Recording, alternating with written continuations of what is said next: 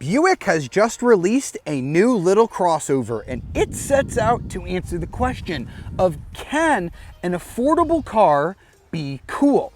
That's the question that we are going to try and answer in this video review of the 2024 Buick Envista.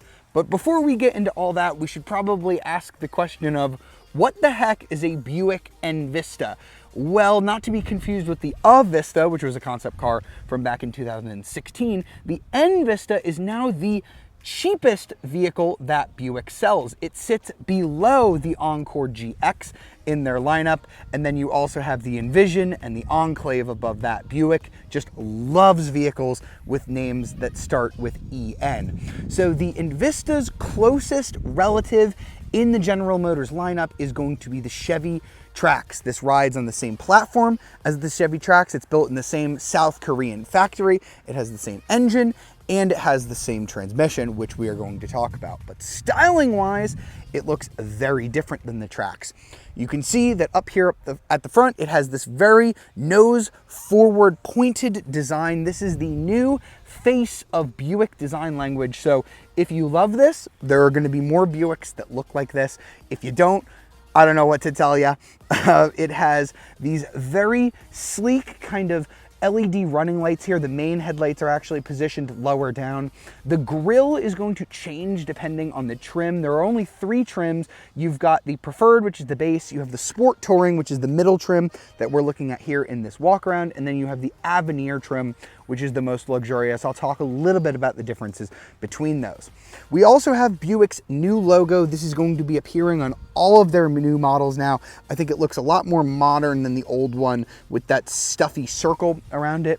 And I think there are some really nice colors on this new Envista. I love this kind of ruby red that you're seeing here on this ST trim. There's also a more bright red. There's a really nice blue as well. There's even kind of like a copper orange color. Now, in terms of size, I mentioned that this actually sits below the Encore GX, but even though that this technically sits below that model, it's actually quite a bit longer. It's got a little over a 106-inch wheelbase, which is actually a whopping 4 inches longer than the wheelbase on that Encore GX, and the overall vehicle length from nose to tail is about 11 inches longer at just over 182 inches. So that longer wheelbase is theoretically going to give you an even smoother ride, and it's going to give you more legroom and trunk space when we look inside.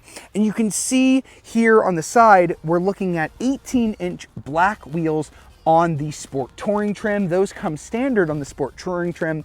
The Preferred trim, which is the base model, is going to ride on 17s, 18-inch wheels optional. And then if you step all the way up to the Avenir trim, which we have one over there, you're going to get 19-inch silver wheels. You can also get 19-inch black wheels on the ST here as part of a package. Now you see the ST has a lot more black. We've got black wheel arches here. These are going to be body color on the Avenir trim, and they are going to be plastic on the Preferred trim. We also have black mirror caps and black surrounds here that are normally chrome on both the Preferred and the Avenir. Now here around the back, we have a very swooping roof line. You could almost say it looks something like an Infiniti QX55 or a BMW X4. Those vehicles are all marketed as coupe SUVs. Buick has not used that language in any of its marketing materials, but I would definitely say that the Envista fits that category of this kind of sloping roofline with the glass pointed more at the sky than the road behind it. And then here in the back, we've got our Envista logo, we've got our new Buick logo, and then on the ST trim, you're gonna have little ST that stands for Sport Touring. That will also say Avenir if you go ahead and get that trim, or it won't say anything on the Preferred. And just something to note that the Preferred and the ST trim are gonna have these red taillights. The Avenir trim is going to have more of a clear chrome taillight. Now the trunk space might be a little bit lower in the Envista versus the Encore GX, but the legroom legroom is absolutely fantastic. We have just under 42 inches of legroom up there in the front and just under 39 inches of legroom here in the back. That is great for a subcompact little crossover such as this one. You can see sitting behind myself, I have plenty of knee room. I've got a little storage cubby here with a USB and a USB-C port. No air vents though. You know, that's kind of precluded at this sort of price range. And I should note that at least here on this ST trim and the preferred trim that I drove, there is no armrest here. If you step up to the Avenir, I did see a fold-out armrest that has cup holders in it. I'm not sure if those are available in the preferred or the sport touring trim, but I did not see them on either of the vehicles that I drove on this program. And now it's time to check out the front seat, where I'm really impressed with the amount of technology and features that they were able to pack in the Envista, even though they kept this car quite affordable. So as I've mentioned, this is the ST, the middle trim level. So we do have this leatherette interior as standard. All STs are gonna have this black interior with this really cool blue stitching. I love the blue stitching here. And then you have blue piping here on the edge of the seat. You also have ST stitched into the headrest. Now the Avenir is gonna have one of either two seats. You can get like a terracotta stitching, or you can get like a cream interior as well. The base preferred trim is going to have cloth here in the center, and then it's going to have leatherette on the exterior. I actually really like the cloth, although I am a cloth type of person.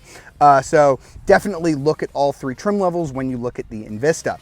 We do have 8-way power seats that are available on even the base trim. You can add these optionally onto the preferred, and we do have lumbar support as well.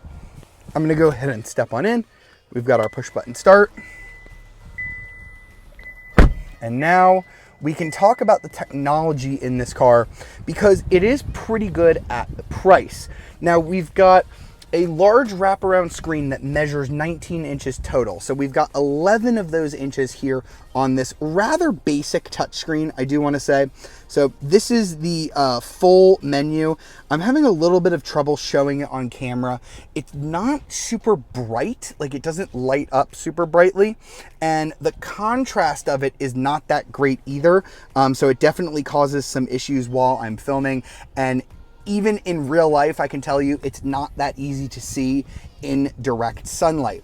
Now that being said, it does have Apple CarPlay, it does have Android Auto. Those are both wireless as well. Again, really nice at that price point. You can move over here and you've got sort of trip information and stuff that you can pin up here on this 8-inch display. Again, this looks kind of basic as well. You just have your speed, fuel economy, not a whole lot of information. It's a lot of black. There's not really a lot of color to this screen. Buick said they wanted the screens to be kind of more simple, but let's just say I wanted to put my trip information up there. Sorry, trip information, and then I click on that, and then I click show in cluster, and then it'll go ahead and pop up there. I can also hold this button down. I think I might have to remove this from cluster. I hold this button on the steering wheel down, and it should pop up a menu. There we go. Now I can have gauge 1 or gauge 2, which is going to give me my tachometer. I initially thought that there was no tachometer in this vehicle. I'm sorry, it's really difficult to show you that here on the screen, but I do promise you there is a tachometer there. Again, I do wish that this was a little brighter, but it does at least look quite nice. Elsewhere in the cabin, we've got pretty nice materials everywhere. I like this kind of textured material here on the dash. We've got more of it here on the door. It is pretty nice looking. Let me pull up the exposure there for you so that you can go ahead and see that. It does have this nice textured finish. We've got single zone climate control. We do have heated seats available on the Envista, as well as a heated steering wheel, which is quite nice. There is a lot of standard safety feature. We've got automatic emergency braking, lane keep assist, lane departure warning, things like lane change alert with blind zone alert, adaptive cruise control, and rear cross traffic alert.